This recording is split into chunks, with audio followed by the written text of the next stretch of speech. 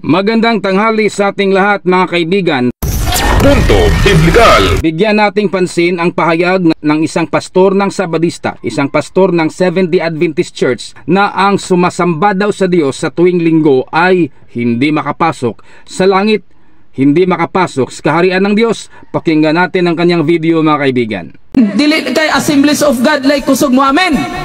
Kita pong mga Adventista kusog putang mo amen kay mga tutag langit amen. Sa may buhaton na to, what shall we do so that we can go to heaven? Sa pastor manimba tag Domingo, ingko sayop na. Sa unsa may sayop ang pagsimba Domingo?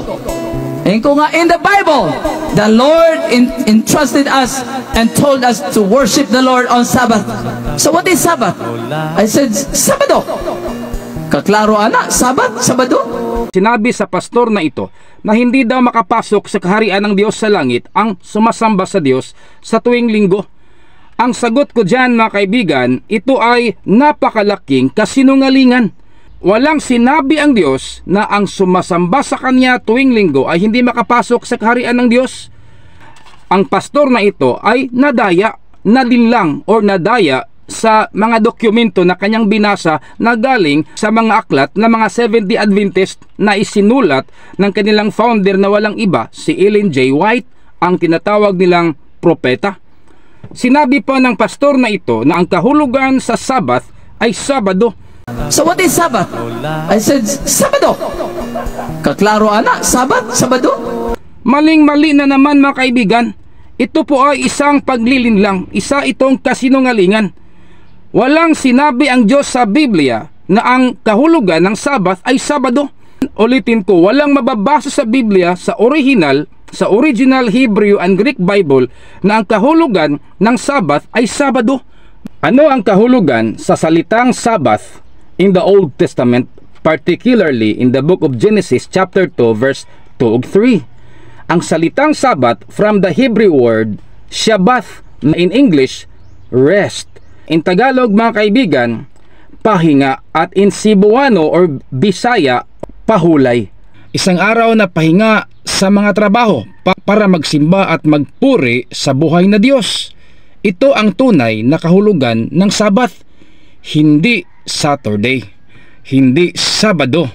Sinabi rin niya mga kaibigan na may mababasa daw na salitang Sabado o Sabado sa Isaiah 66 versikulo 22 at saka sa 23. Mga kaibigan, it's so funny, napakasinunghaling mga kaibigan. In the book of Isaiah chapter 66 verse 22 to 23, walang mababasa na ang salitang Sabbath ay Sabado.